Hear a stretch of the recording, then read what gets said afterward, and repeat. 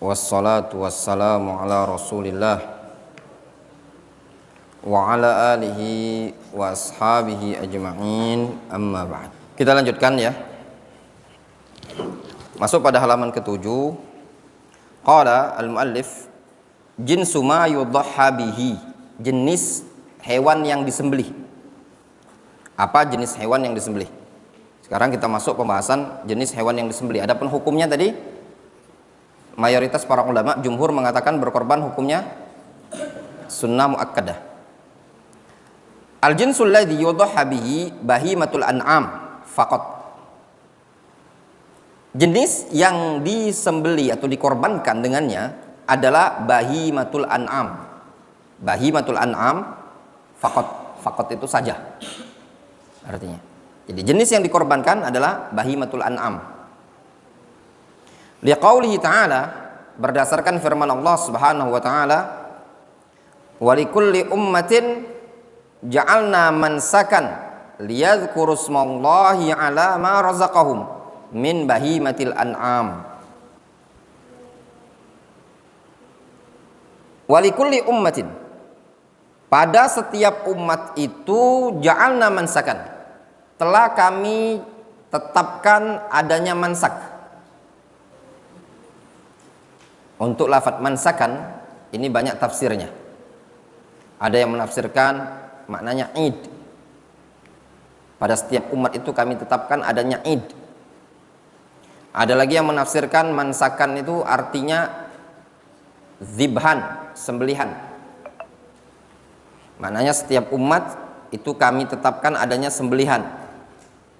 Liyadhkuru ismallahi 'ala ma razaqahum min bahimatil an'am, agar mereka menyebut nama Allah atas apa yang Allah rezekikan untuk mereka berupa bahimatul an'am. Kata Allah Azza wa Jalla, setiap umat itu sudah kami tetapkan adanya syariat penyembelihan dengan tujuan agar mereka mengingat Allah atas rezeki yang Allah berikan kepada mereka. Apa yang disembelih? Bahimatul an'am. Wa bahimatul an'am hiyal ibilu al-baqa wal baqaru wal ghanam. Bahimatul an'am adalah al-ibil. Al-ibil, apa ibil? Onta, ya. Apa lagi? Sapi. Apa lagi? Kambing. Kambing itu mencakup domba dan juga mencakup kambing kacang, orang bilangnya ya.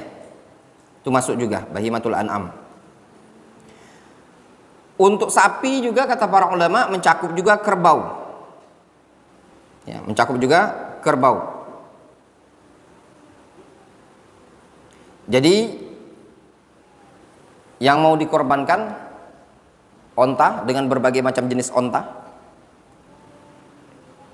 sapi dengan berbagai macam jenis sapi, kemudian kambing dengan berbagai macam jenis kambing. Itu disebut apa? Bahimatul an'am. Min dha'nin au ma'izin, berupa dha'n, domba atau ma'iz, yaitu kambing. Qala an-Nawawi rahimahullah, al-Imam an-Nawawi mengatakan, ajma'al ulama ala annahu la tujzi'ut ad-dhahiyah bi ghairil ibil wal baqari wal ghanam. Para ulama sepakat bahwasanya korban tidak sah selain onta, sapi dan kambing. Illa ma hakahu Ibnu Munzir anil Hasan ibni Saleh, kecuali riwayat yang dinukilkan oleh al-Imam Ibnu Munzir dari Al-Hasan ibnu Saleh ibnu Hayy, annahu qala, Al-Hasan ibnu Saleh ibnu Hayy mengatakan, tajuzu at-tadhiyah bi baqaratil wahsh an sab'atin wa bidh-dhabyi an wahidin. Kata Al-Hasan ibnu Saleh ibnu Hayy, boleh berkorban dengan sapi liar mewakili 7 orang dan dengan rusa 1 orang. Baqaratul wahsy. Kalau terjemahnya sapi liar. Apa mungkin? Banteng mungkin ya? Ya. Kalau hah? Bukannya yang penting bukan sapi kayak gini. Yang wallahu alam. Coba lihat Baqaratul wahsy apa dalam di Google kira-kira. Kalau himar wahsy, keledai liar, kalau di Google itu jadinya zebra. Namanya himar wahsy. Kalau Baqaratul wahsy, wallahu alam, kita lihat dulu di Google. Baqaratul wahsy. Memang ada sapi liar, itu beda dengan sapi. Tanduknya panjang kali. Antum klik bahasa Arabnya Baqaratul wahsy, tapi di munculnya kayak mungkin sapi-sapi yang di anu itu ya. Sapi apa ini? Udah ketemu? Lihat di Google. Bison itu ya? Kalau di sini Baqaratul wahsy kayak ini, bertanduknya panjang.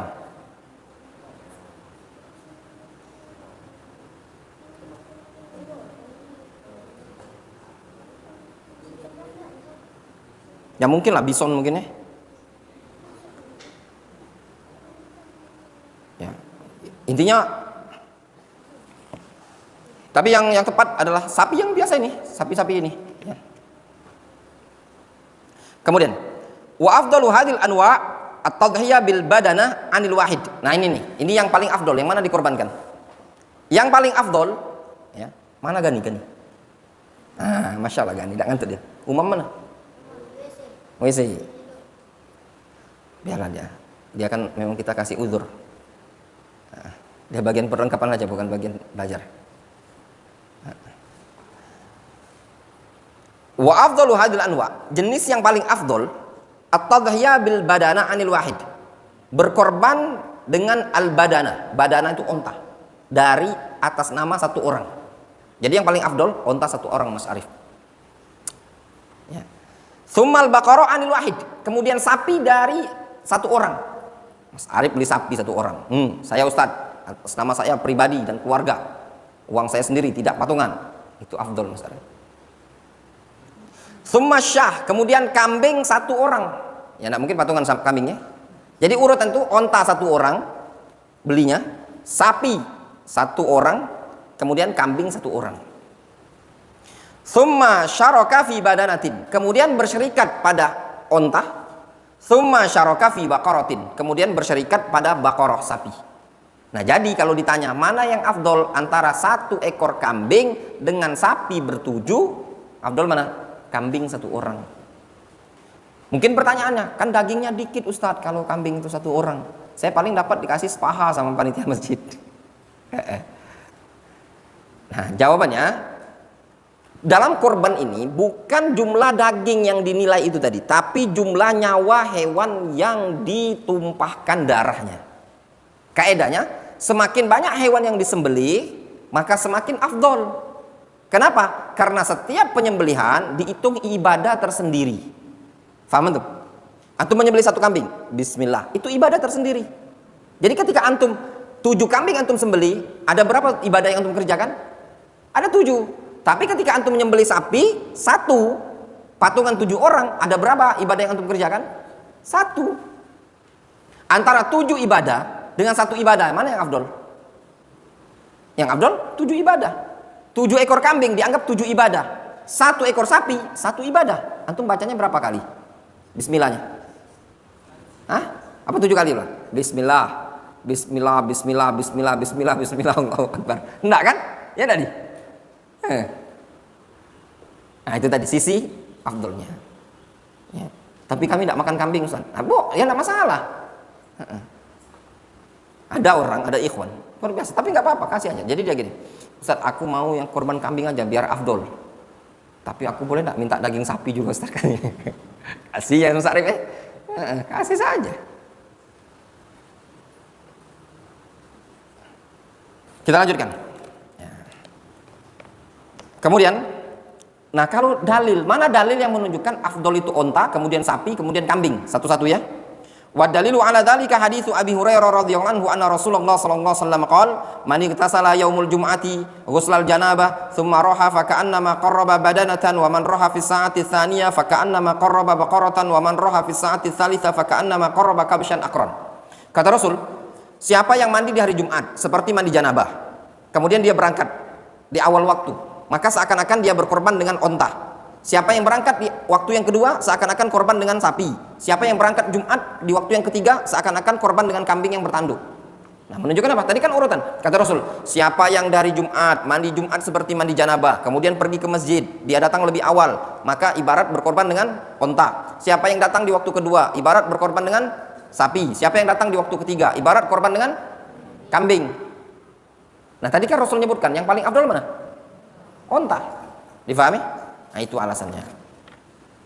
Wa an Ibnu Abbas radhiyallahu anhu qala, dari Abdullah bin Abbas dia mengatakan, kana ma'a Rasulillah sallallahu alaihi wasallam fi safarin fa hadara an-nahra fa asharakna fil ba'ir an asyara wal baqara an sab'atin. Kata Abdullah bin Abbas, dulu kami bersama Rasulullah sallallahu alaihi wasallam pada suatu safar. Fa hadara an-nahr, datang waktu salat Id, waktu Id. Fa asyrakna fil ba'ir, kami bersyirikat pada onta itu an asyratin atau an asyarah, afwan. An asyarah, dari 10 orang onta. Wal baqara an sab'atin, sapi 7 orang, ya. Jadi onta asyarah 10, sapi 7. Jadi onta itu bisa berapa? Bisa 10 orang. Kalau sapi 7.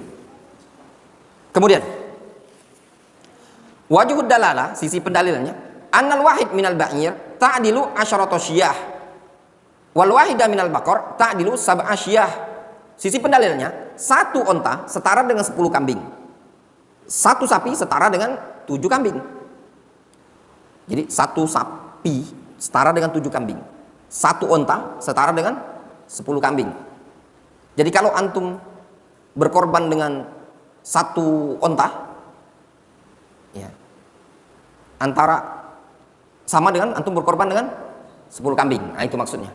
Antum berkorban sapi sendirian sama dengan antum berkorban 7 kambing. Wa aqallul udhiyah, dan hewan korban yang paling minimal syahun, 1 kambing. Atau syatun, 1 kambing. Li hadithi Abi Ayyub Al-Ansari radhiyallahu anhu, berdasarkan hadits Abu Ayyub Al-Ansari radhiyallahu anhu, qala kana ar-rajulu fi ahdi Rasulillah sallallahu alaihi wasallam yudhahi bisya'anhu wa an ahli baiti. Dulu, kata Abu Ayyub, di zaman Nabi sallallahu alaihi wasallam ada orang berkorban itu dengan 1 kambing atas nama dia dan atas nama keluarganya. Jadi di zaman Rasul itu 1 kambing atas nama dia dan keluarganya. Faedah. Jadi misalkan Mas Arif, antum potong kambing atas nama antum dan keluarga, 1 kambing itu sudah mewakili. Ya, tidak mesti harus istri juga beli kurban, anak juga tidak mesti, cukup 1. Faedah.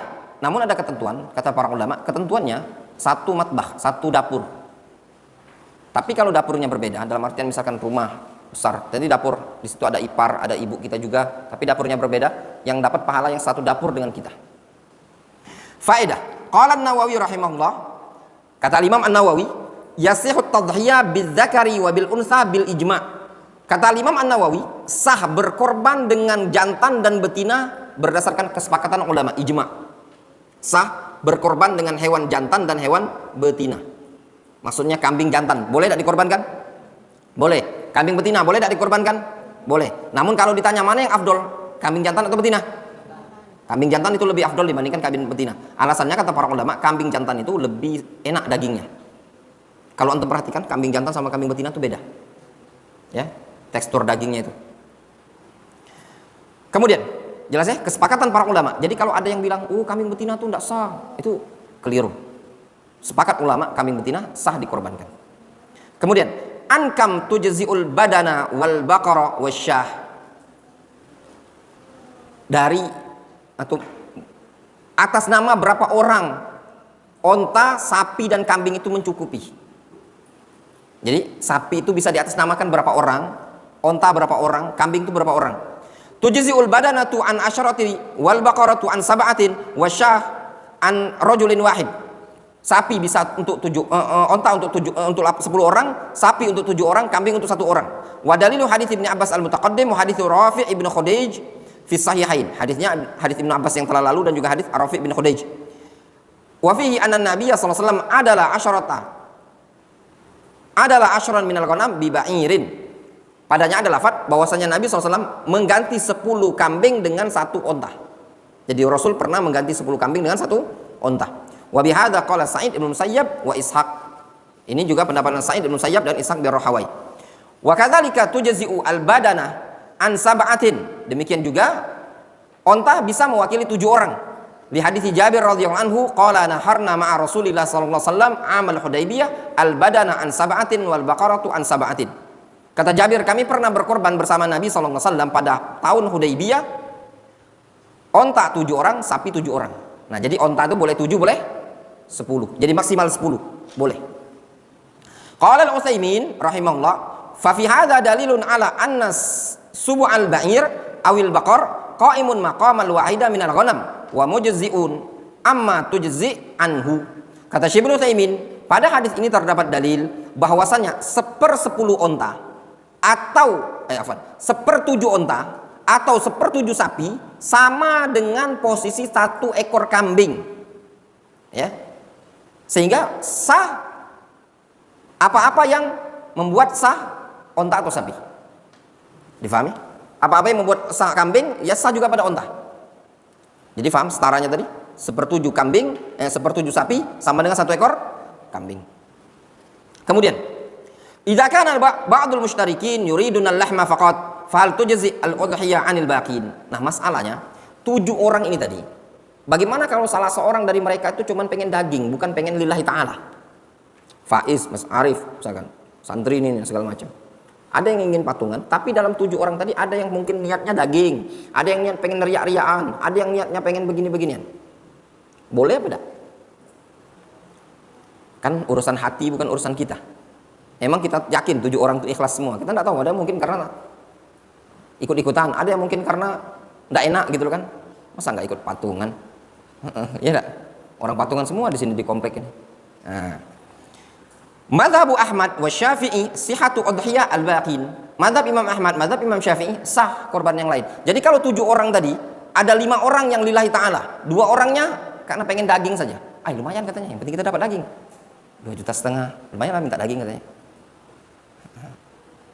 Ya boleh saja. Walikulli insanin ma nawa wa hadha huwa sahih. Wa hadha huwa sahih. Masing-masing orang itu sesuai dengan niat dia masing-masing. Dan ini pendapat yang tepat. Kemudian, syurutul udhiyah, syarat-syarat hewan kurban. Al-udhiyah ibadatun wa qurbatun ila Allah Ta'ala, fala tasihu illa bi syartain. Ahadihima al-ikhlas wa tsani al-mutaba'ah. Yang namanya hewan kurban adalah ibadah, kedekatan taqarrub kepada Allah Subhanahu wa taala. Tidak sah kurban kecuali dengan 2 syarat. Yang pertama ikhlas, yang kedua mencontoh Rasul. Qala Allah Ta'ala, "Wa ma umiru illa liya'budullaha mukhlishina lahuddin." Mereka tidaklah diperintah melainkan dalam rangka untuk menyembah Allah Subhanahu wa taala mukhlishina lahuddin. Fa fi sahihain an Aisyah radhiyallahu anha marfu'an. Disebutkan dalam sahihain dari Aisyah radhiyallahu anha secara marfu', "Man ahdatsa fi amrina hadza ma laysa minhu fa waraddun." Nabi sallallahu alaihi wasallam mengatakan, barang siapa yang ada dalam perkara kami ini tadi bukan bagian dari agama, maka dia tertolak. Wa hadza syartani la budda minhuma fi jami'il ibadat wa minha al-udhiyah. 2 syarat ini, syarat ikhlas dan mutaba'ah mencontoh Rasul, itu harus pada semua ibadah. Ya. Demikian juga ibadah kurban. Kemudian kata penulis buku ini, wa hunaka syurutun takhussul udhiyah fa min syurutil udhiyah. Namun di sana ada syarat-syarat yang mengkhususkan hewan kurban. Fa min syurutil udhiyah, termasuk syarat hewan kurban. Nah, ini yang pertama, perhatikan baik-baik. Syarat hewan kurban. Yang pertama, as-sinnul mu'tabar. Umur yang sudah mu'tabar. Umur yang sudah masuk standar. Ittafaqal ulama ala annahu la yajuzu minal ibil wal baqar wal ma'iz duna tsani. Para ulama sepakat, tidak boleh berkorban baik berupa onta, sapi, kambing yang dibawa umur tsani, namanya tsani. Nah, istilah. Ya, namanya tsani. Jadi istilah hewan yang layak dikorbankan namanya as-tsani. Apa itu tsani? Ya. Fasinnul mu'tabar li ijza'il ibil, maka umur yang sudah mu'tabar untuk keabsahan onta, khamsu sanawatin, onta 5 tahun. Wal baqar sanatani, sapi 2 tahun. Wal ma'iz, kambing kacang, sanah 1 tahun. Wad dha'nu 6 ashhur, domba 6 bulan. Itu umur yang mu'tabar. Jelas? Tak katik duit, nak beli kambing, cari be domba, umur 6 bulan. Sah. Ya. Di qaulihi sallallahu alaihi wasallam, berdasarkan sabda Nabi sallallahu alaihi wasallam, la tazbahu illa musinnatan illa an ta'assaru alaikum fatazbahu jada'atan min ad-dha'ni. Kata Nabi sallallahu alaihi wasallam, janganlah kalian menyembelih kecuali hewan yang disebut dengan istilah musinnah. Ya. Illa an ta'assaru alaikum, kecuali kalau susah bagi kalian, maka silakan kalian menyembelih jazaa min ad-dha'ni.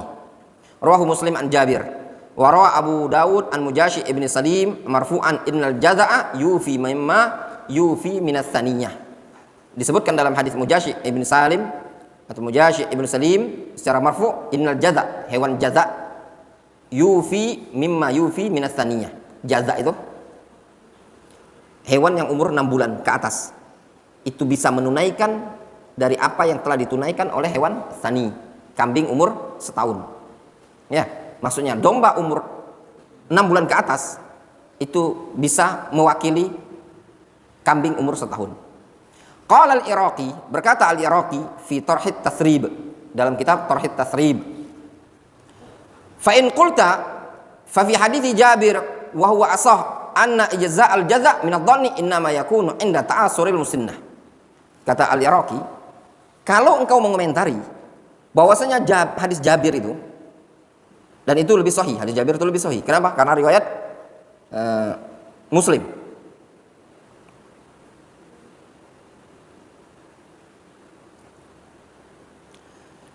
Bahwasanya keabsahan jaza dari domba tadi, jaza tadi berapa jaza? Istilah jaza tadi 6 bulan ke atas. Bahwasanya keabsahan jaza domba tadi itu boleh tatkala susah menemukan musinnah. Misalkan tadi kan Rasul bilang gini, jangan kalian menyembelih kecuali musinnah. Ya. Kecuali kalau memang susah dapat musinnah, silakan sembelih domba. Gitu kan? Mungkin ada yang berkomentar, komentarnya gini, tadi kan Rasul bilang boleh nyembelih jaza domba 6 bulan kalau tidak ketemu musinnah. Berarti intinya musinnah dulu kan? Kalau ada yang bertanya gitu. Qultu, kata al-Iraqi, ku jawab, qala an-Nawawi, berkata al-Imam an-Nawawi, qala al-jumhur, berkata jumhur, hadzal hadis mahmulun 'alal istihbab. Hadis ini menunjukkan kesunahannya, wal afdol, ya, dan yang paling afdol, wa taqdiruhu, sehingga takdir hadis ini, takdirnya adalah yustahabbu lakum alla tazbahu illa musinnah fa in ajiztum fajaza'atan min ad-dha'ni. Takdirnya disunahkan bagi kalian, jangan kalian nyembelih kecuali hewan musinnah. Namun kalau tidak mampu, boleh kalian sembelih jaza'ah tapi dari domba. Walaisa fihi tasrihun biman'i jaza'atin min ad-dha'ni wa annaha la tujzi bihalin. Namun dalam hadis ini, kata An-Nawawi, tidak ada penegasan pelarangan dari jaza'ah berupa domba, bahwasanya tidak sah dalam kondisi apapun. Jelas? Nah, intinya gini, maksud ucapan Rasul, jangan kalian nyembelih kecuali musinnah. Musinnah tadi berapa kalau kambing? Kambing musinnah kalau kambing setahun ke atas. Kata Rasul, jangan kalian nyembelih kecuali musinnah buat setahun ke atas. Kecuali kalau susah bagi kalian cari musinnah, maka boleh jaza'ah domba. Nah, tadi kan Rasul bilang kecuali kalau susah. Apa maksudnya hadis ini tadi? Kata Nawawi, maksudnya yaitu ketika seseorang itu dia mampu untuk membeli musinnah, maka afdol musinnah. Itu maknanya. Namun kalau dia berkorbannya dengan jaza'ah, maka itu sah-sah saja. Itu maksudnya. Karena dalam hadis itu tidak ada konteks larangan menyembelih jaza'ah. Jelas? Itu maknanya tadi. Qala al-Utsaimin wa khussa ad-dha'nu dunal ma'iz li'annahu atyab lahman. Nah, kata Syekh Ibnu Utsaimin, dikhususkan domba 6 bulan ke atas itu boleh disembelih karena domba itu lebih baik dagingnya, lebih enak, lebih mantap, lebih atyab, lebih enak. Memang enak tuh. Domba itu lebih enak dagingnya dibandingkan kambing. Dan biasanya juga domba itu tidak terlalu bau dia. Jelas? Kemudian, kaifa na'rif annal ma'iz tsani wa dha'an jaza'atun. Nah, terus bagaimana kita mengetahui bahwasannya ma'iz itu apa? Kambing kacang. Dia disebut tsani. Dha'an domba disebut jaza'ah. Bagaimana mengetahui kambing kacang itu disebut dengan tsani? Tsani tadi apa? Setahun ke atas. Jaza'ah 6 bulan ke atas. Memang ada istilah orang Arab ya, ikhwan, seperti itu. Orang saja baru lahir namanya tiflun. Ya, tifl. Nah, nanti kalau besar dikit namanya apa? Gulam. Ya enggak? Nanti besar dikit lagi namanya syabun. Nanti tua lagi namanya kahul. Udah dewasa 40 ke atas namanya kahul. Nanti tua lagi namanya syekhuho. Nanti tua lagi namanya al-harum. Itu yang Rasul berlindung. Wa'udzubika minal harumi, dari masa tua. Jadi di hewan juga ada orang Arab nyebut fase-fase umur sekian namanya ini. Kalau 6 bulan ke atas namanya jaza'ah. Ya. Kalau dia dari umur setahun, 6 bulan ke setahun itu namanya jaza'ah. Setahun ke atas namanya apa namanya? Tsani. Nanti 2 tahun, 3 tahun ke atas tidak ada lagi namanya. Seperti itu. Jelas ya? Jadi ada namanya. Nah, terus bagaimana kita tahu ini sudah masuk setahun, ini sudah masuk 6 bulan? In kanal ba'i thiqatan, kalau penjualnya terpercaya, fa inna qaulahu maqbul, maka ucapan dia diterima saja. Kata penjualnya, ini kambing sudah setahun. Kalau memang terpercaya, ya sudah. Wa in kana ghairu thiqatin minal badu wal jafa. Kalau dia tidak terpercaya karena dia orang-orang pedalaman, ya. Orang-orang pedalaman zaman dulu ya. Banyak bohong, orang-orang badui Arab zaman dulu. Ya, itu banyak kaku kasar, ya. Nah, maka nggak bisa terpercaya. Wa in kana ghairu thiqatin minal badwi wal jufah alladhi yaqul aqsama billah uqsimu billah anna laha sanah wa syahran ya'ni al-ma'iz wa ata bi syahr lid-dalala 'ala ad-dabt wa liyakuna aqrab lit-tasdiq fa innahu la yusaddaq. La siyama idza wujidat qarina tadullu ala kadhibihi ka sigharil bahimah wa idza kana al-insan nafsuhu ya'rif as-sin bil ittila' ala asnaniha fa huwa kafi. Kata beliau, kalau orang tersebut tidak terpercaya, misalnya orang badui pedalaman yang kaku-kaku itu tadi, sampai dia mengatakan aku bersumpah dengan nama Allah, ini hewan kambing lah sudah umur setahun sebulan. Ya. Ya, bahkan dia datangkan ini loh buktinya setahun sebulan tadi katanya. Supaya dibenarkan. Kata beliau, fa innahu la yusaddaq. Omongan orang seperti ini jangan dipercayai langsung. Terlebih lagi kalau didapati ada indikasi dia ini pembohong. Misalkan hewannya kecil sampai dia bilang, demi Allah, wallahi ya akhi, hadzal ghanam sana wa nisf katanya tadi. Setahun setengah.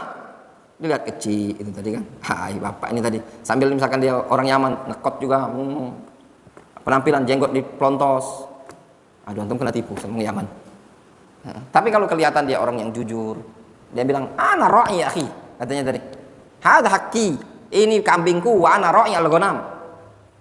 Nah, dia terpercaya, ya sudah diambil ucapan dia seperti itu. Ya. Kemudian, kalau kata penulis buku ini, namun kalau orang itu pembeli tadi misalkan, dia tahu umurnya tadi dengan cara lihat gigi, maka itu cukup.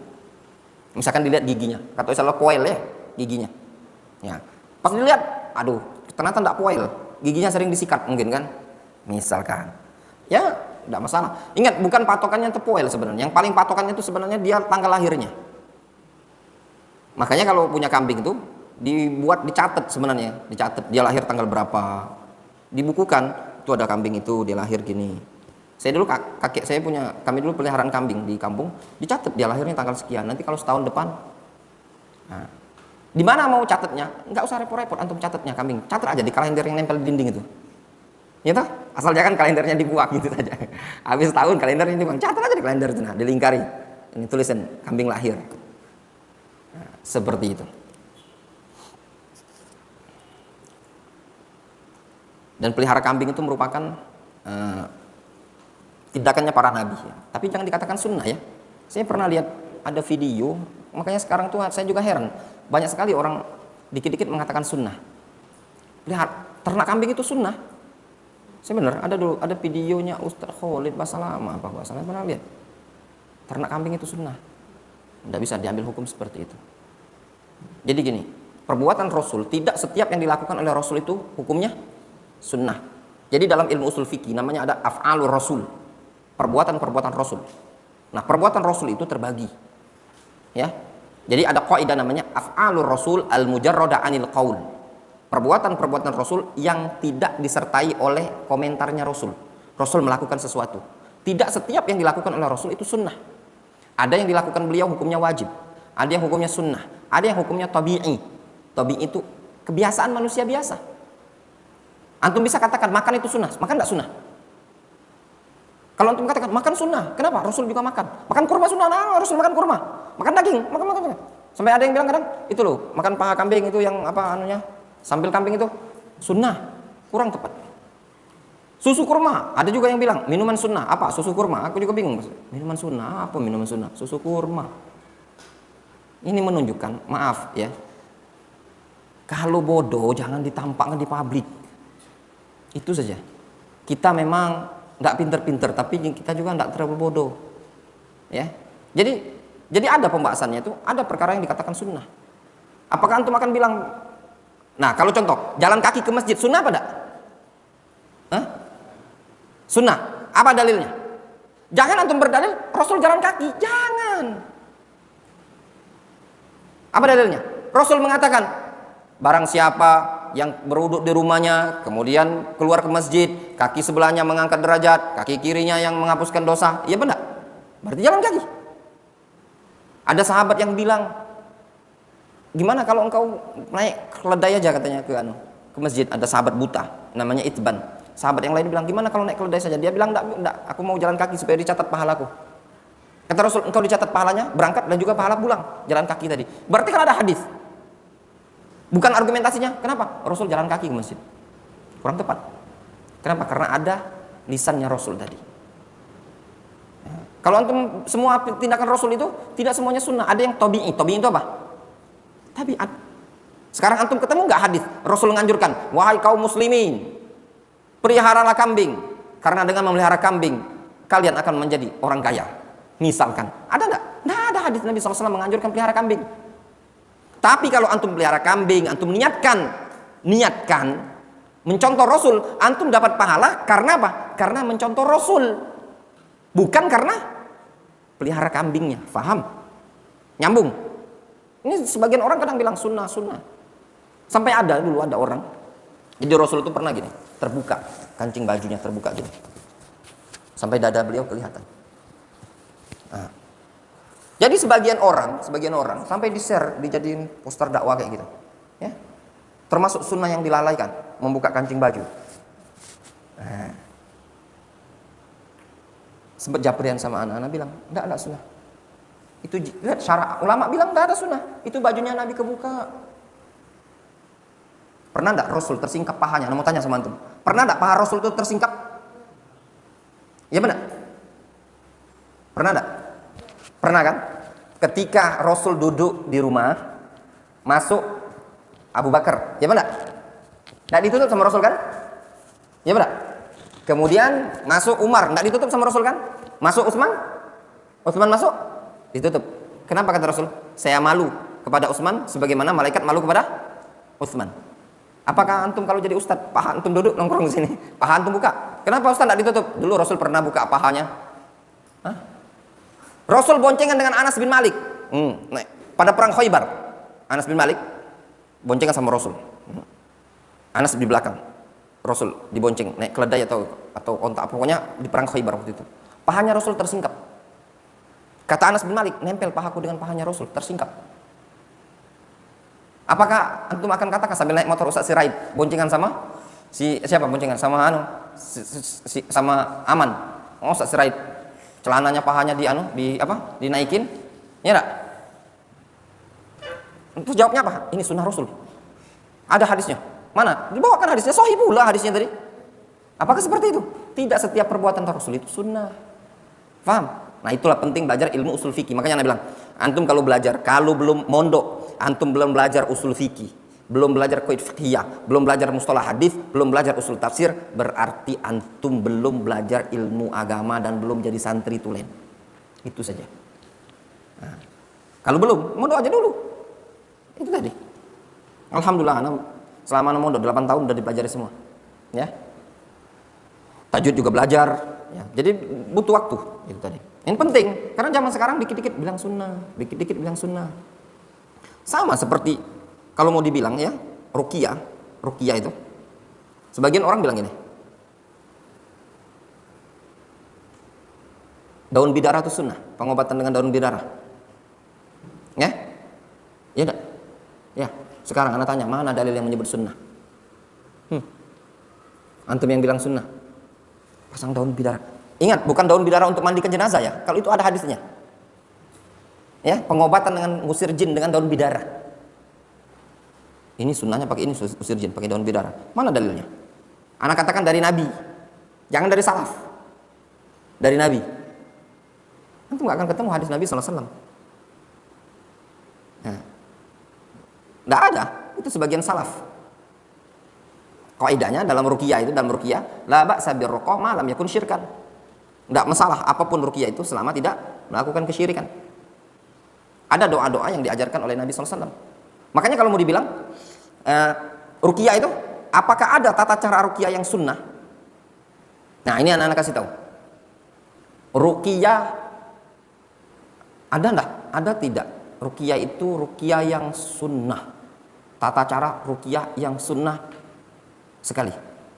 Jadi bab ruqyah, kaedahnya apapun ruqyah selama bukan syirik.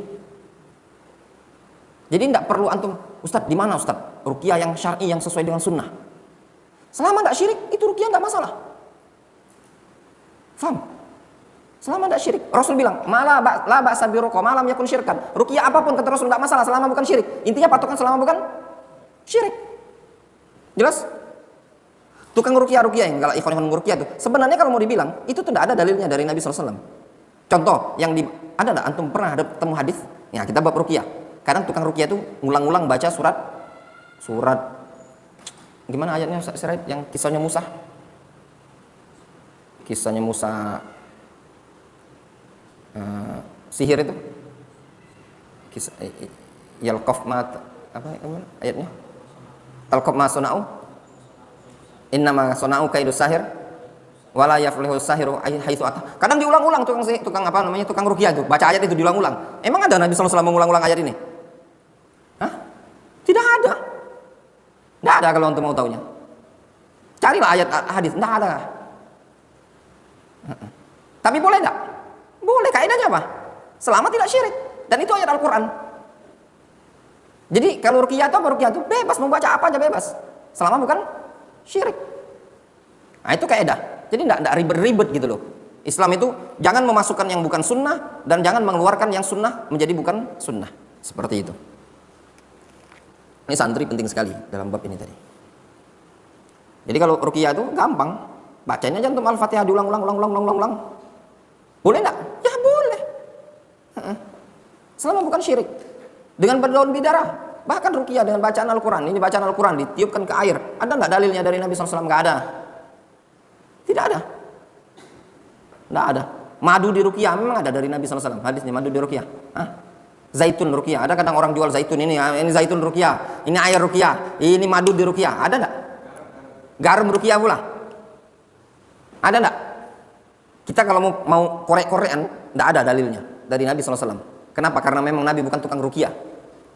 Nabi ngajarkan agama. Ya. Ada ruqyah. Memang ada ruqyah Nabi SAW meruqyah. Ini juga kadang sebagian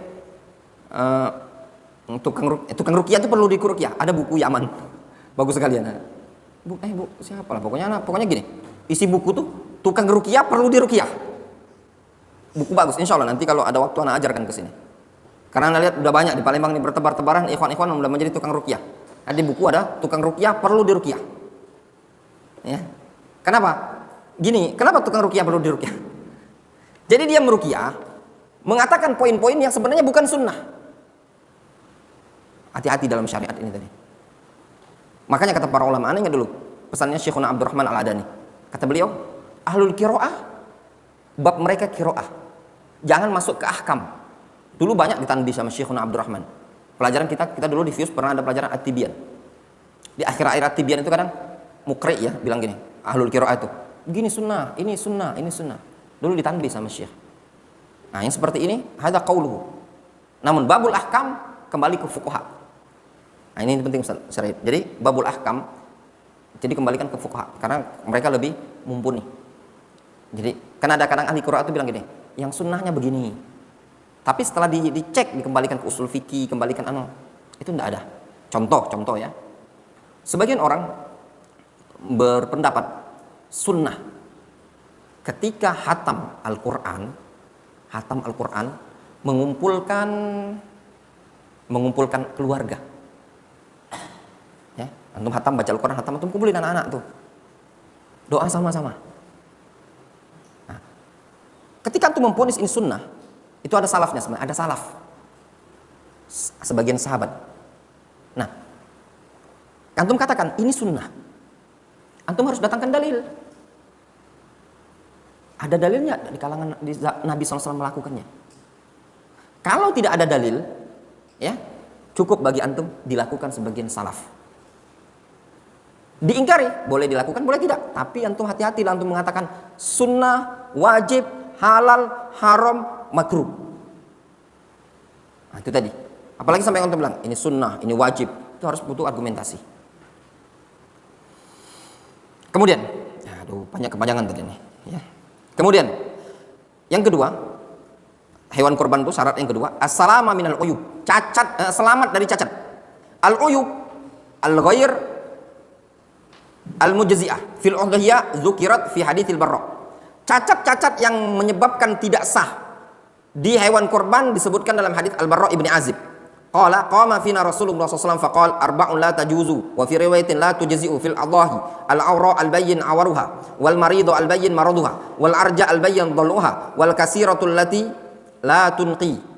Kata Rasul ada 4 sifat yang tidak sah pada hewan korban. Apa saja 4 sifat tersebut? Yang pertama kata Rasul, yang buta sebelah yang nampak jelas butanya. Apa maksud buta sebelah di sini? Matanya tuh tertutup atau hilang. Tapi kalau cuma putih saja sah. Cuma sekedar putih gitu kan. Kalau hewannya matanya masih ada tapi putih gitu kan, itu masih sah. Al-maridu al-bayyin maraduha, yang sakit yang nampak jelas penyakitnya. Hewan ada penyakit di badannya.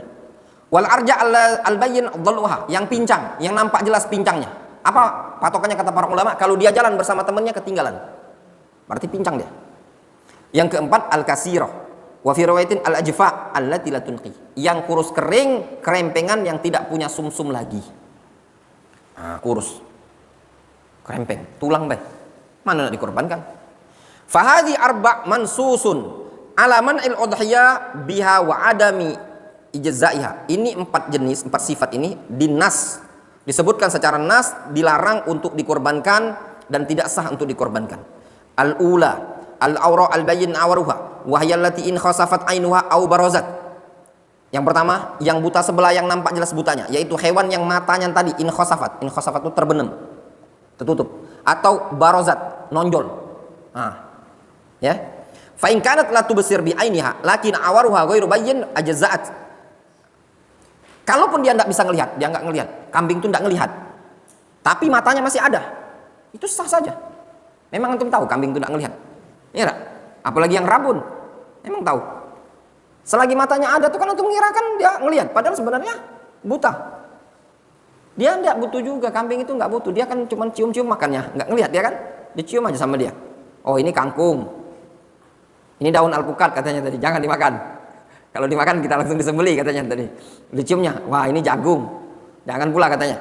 Lihat ayam itu aja, gara-gara makan jagung langsung dikandangi katanya. Kita langsung disembeli, dia tahu. Kalau yang enggak jelas, ya sudah tidak masalah. Wassalima min dzalika aulah, dan yang selamat yang tidak ada cacat itu lebih layak untuk dikorbankan. Asaniya al-maridu al-bayyin maraduha, yang sakit yang nampak jelas penyakitnya. Wa hiya allati dhahara 'alaiha atharul marad, yang nampak penyakitnya, mithlul huma, demam, allati tuqiduha 'anil mar'a. Demam panas yang menyebabkan dia untuk tidak bisa digembalakan. Dia demam. Wa mithal jarab al-zahir al-mufsid li lahmiha awil mu'athir fi sihhatiha. Kudis, ada kan kambing kudis itu kan yang mempengaruhi dagingnya atau kesehatannya. Wa nahwi dzalika mimma ya'udduhu an-nas maradan bayyinan. Dan yang selain itu dari penyakit-penyakit yang dianggap oleh manusia sebagai penyakit yang sudah jelas penyakit kambing. Fa in kana fihi kasalun au futurun la yamna'uha minal mar'a wal akl ajza'at lakin as-salama minhu aula. Kalau cuma sekedar kambingnya lesu, futur, loyo, ya, tidak menghalangi untuk digembalakan, tidak menghalangi dari makan, maka sah saja dikorbankan. Namun cari yang bagus, lebih bagus lagi. Antum dapat kambingnya lesu, bawaannya nak hidup baik kambing bawaannya, ya nak. Nah, antum kalau punya kambing bawaannya hidup baik, nak dikorbankan, dibawa, dititipkan di darul hadis, malu-malu juga, hidup baik kambing lesu, sama lah juga.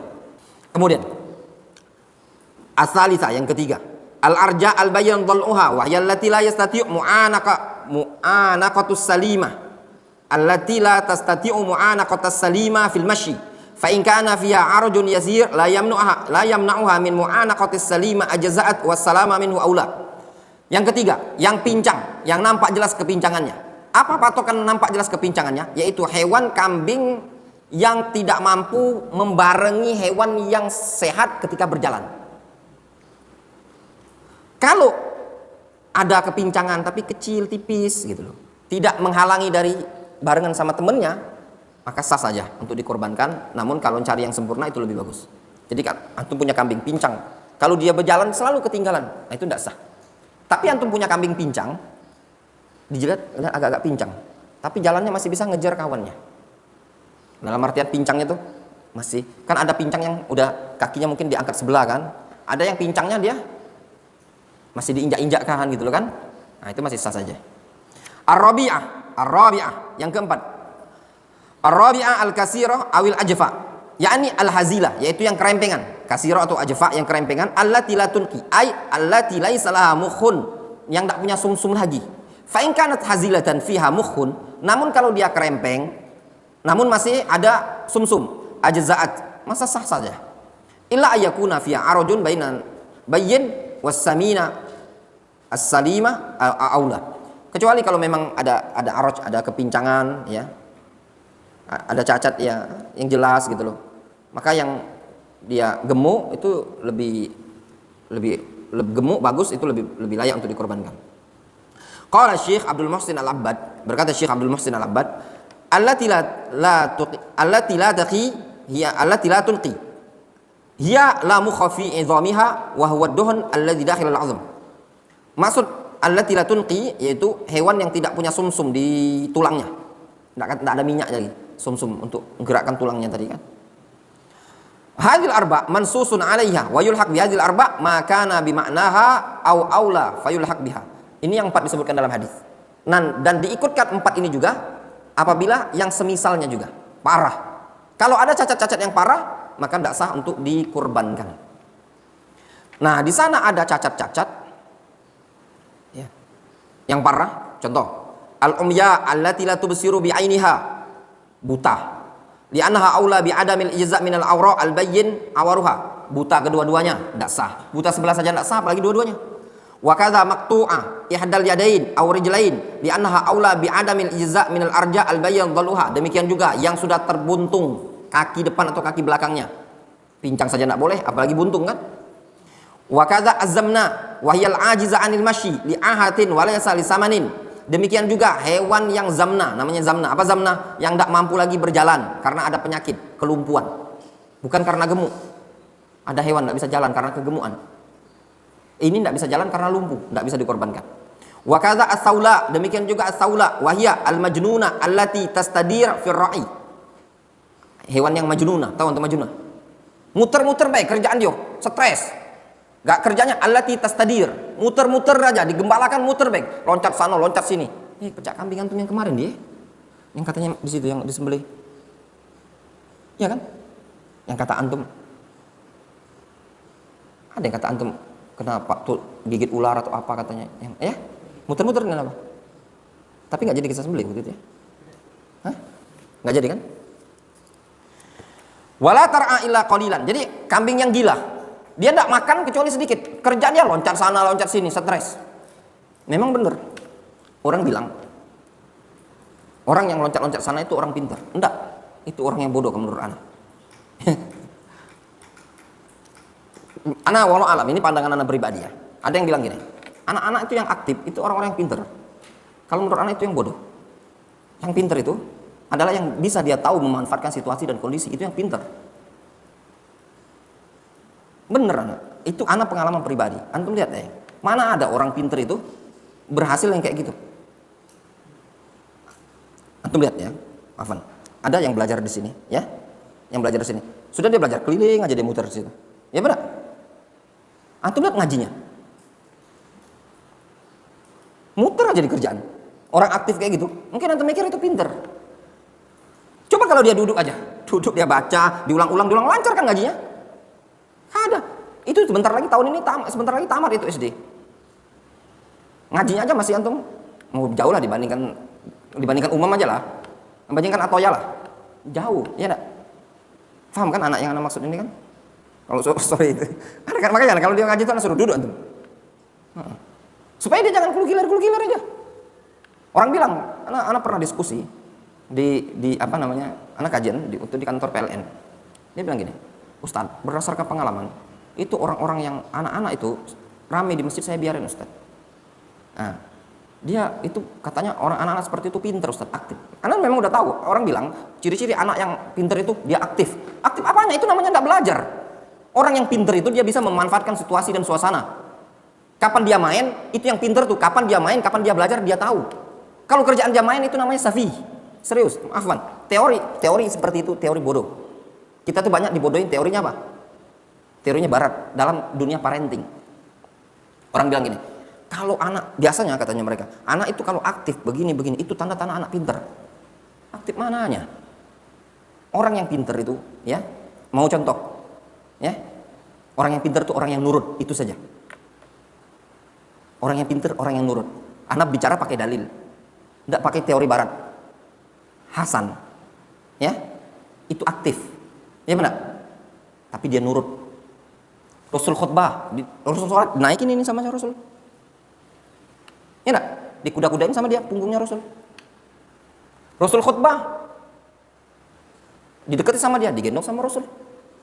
Ada biji kurma tuh, diambil sama dia, dimakan sama dia, ditegur sama Rasul. Kih, ama alimta anna lana plus sadaqah. Emang kau tidak tahu kita tidak makan sedekah? Dibuang sama Hasan, dikeluarkan. Enggak, dia nangis-nangis, enggak.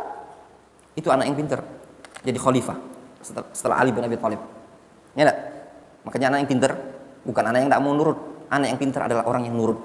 Itu saja. Kalau ada anak kecil ditegur di masjid tidak nurut, itu contoh-contoh anak yang nanti apa namanya, beling. Kalau bahasa orang Jawa tuh beling nanti jadinya. Lah orang belajar, coba antum, maaf, coba antum yang nurut suruh ngehafal, dia ngehafal, nanti dia pinter. Suruh tidur, dia tidur, nanti dia pinter. Yang suruh belajar, dia tidak belajar.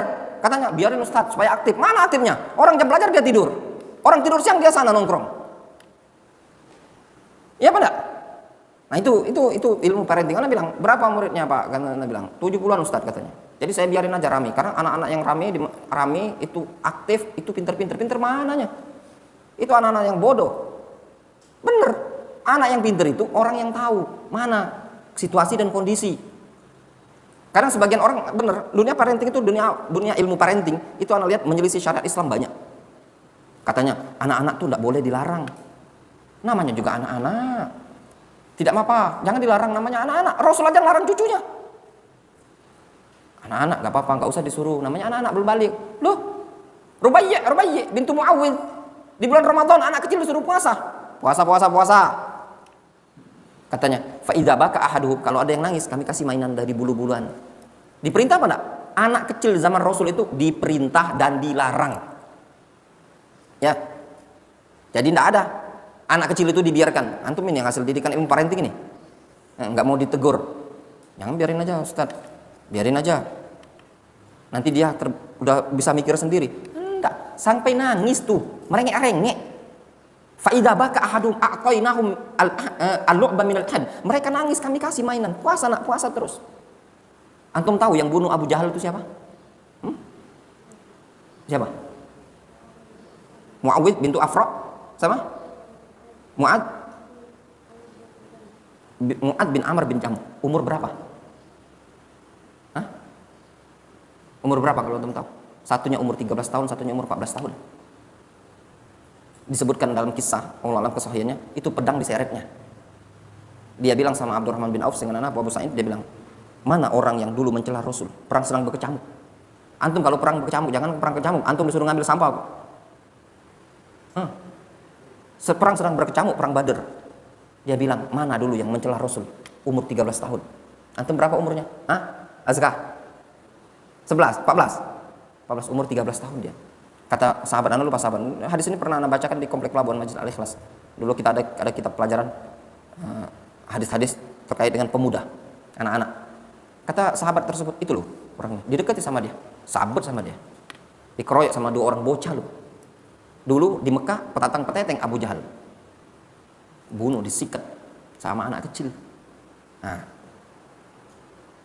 antum bisa bayangkan ya, itu zaman dahulu didikan. Jadi mereka itu dididik, dilarang, diperintah. Jadi kalau antum tidak mau dilarang, tidak mau diperintah, berarti antum tidak mau dididik dengan didikan cara Nabi SAW. Rasul memerintah, ini diperintah, ini dilarang. Jadi yang tepat, anak kecil itu yang pinter, yang mau dengarkan. Dengar Ibnu Abbas, antum tahu Ibnu Abbas? Hah? Sahabat Nabi, ahli tafsir toh? Anak kecil itu dibonceng sama Rasul. Kata Rasul, u'allimuka kalimatin, maukah kalian ku ajari beberapa kalimat? Nurut dia, didengarkan sama dia ya, itu tadi. Tapi kalau loncat sana, loncat sini, disuruh tidak mau, begini tidak mau, ya jadinya ya itu tadi, nanti masuk pondok sekian puluh tahun gitu-gitu aja juga. Penyesalan itu tidak ada sekarang, nanti. Itu anak pesan baik-baik.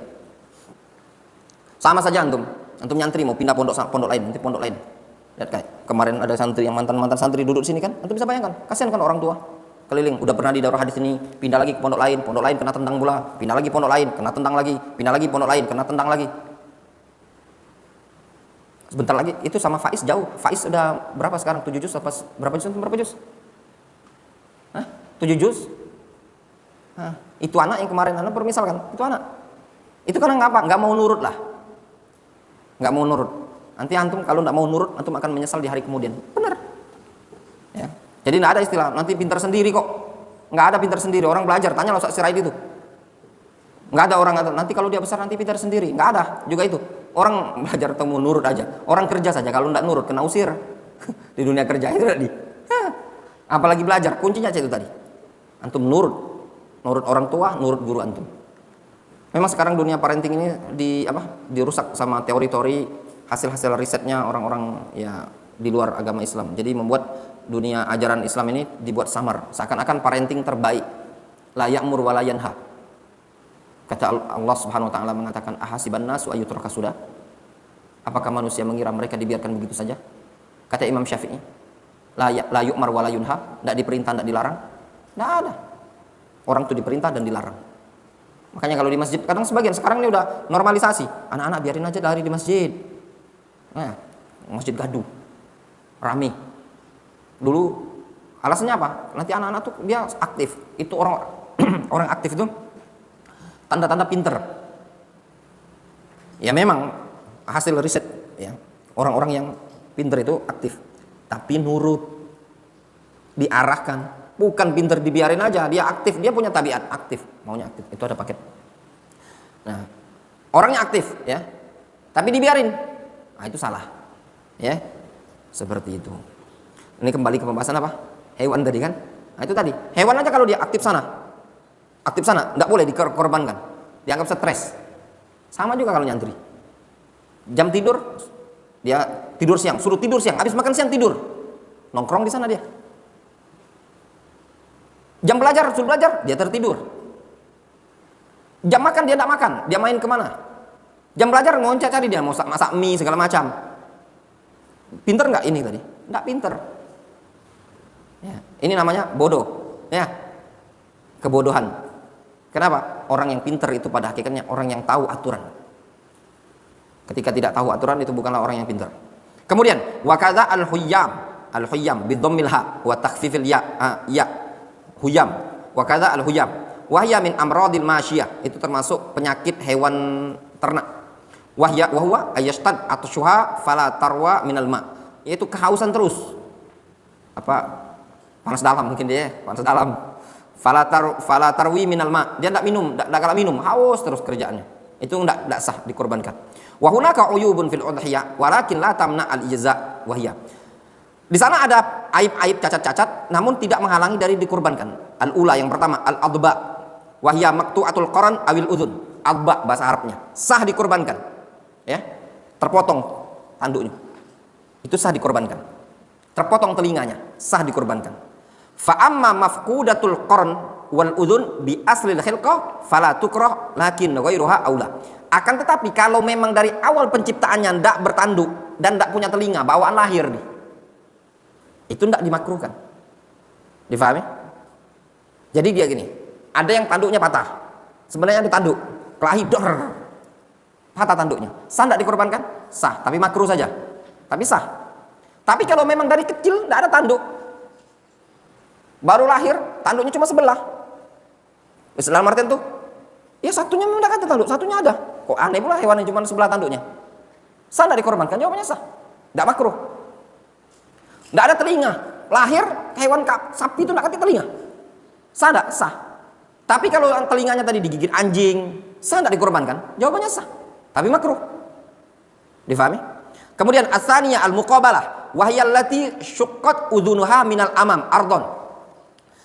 Muqabalah, apa muqabalah itu? Hewan yang hidung, udhun itu telinga, telinga yang terlobangi di bagian depan secara panjang, telinganya kan gini, terlobangi. Mungkin dulu yang punya kambingnya dikasih mungkin apa namanya, antingan kan, misalkan. As-salisa al-mudabarah wa hiya allati shuqqat udhunuha minal khalf. Al-mudabarah yang terbolongi dari bagian belakang, ya. Ar-rabi'ah asyarqa hiya allati shuqqat udhunuha tulan, yang telinganya tadi terbelah panjang. Al-kharqa hiya allati khuriqat udhunuha, yang terlobangi. Intinya yang cacat-cacat di telinga tadi, yang terlobangi, yang sobek segala macam, sah tapi makruh. Itu saja. Yang keenam, al-musfarah hiya allati tastasilu udhunuha hatta yabdu simahuha, yang dipotong telinganya tuh sampai nampak anunya nih, hilangnya daun telinganya, ya. Sah tapi makruh. Al-musta'salah hiya allati dhahabat qarnuha min asliha, memang patah tanduknya dari akarnya, juga sah tapi makruh. As-samina al-bahqa hiya allati bukhiqat ainuha, al-bukh ayyadhhab al-basar wa tabqa al-ain qa'imah, yang pandangannya hilang, hewan pandangannya hilang tapi matanya masih utuh, tapi dia tidak bisa melihat, itu sah tapi makruh, ya. Kambingnya buta tapi masih ada matanya, kata dokter hewan, ini kambingmu buta tapi matanya masih utuh, itu sah, ya. At-tasi'ah al-batra al-butara minal ibil wal baqar wal ma'iz wa hiya allati quti'a dzanabuha fa ammal butara bi aslil khilqa fala tukra lakin ghairuha aula. Al-butara hewan sapi, onta atau kambing yang zanab itu buntutnya terpotong. Kalau memang terpotong bawaan lahir sah, tapi kalau terpotong dari hidup, dari besar, maka makruh,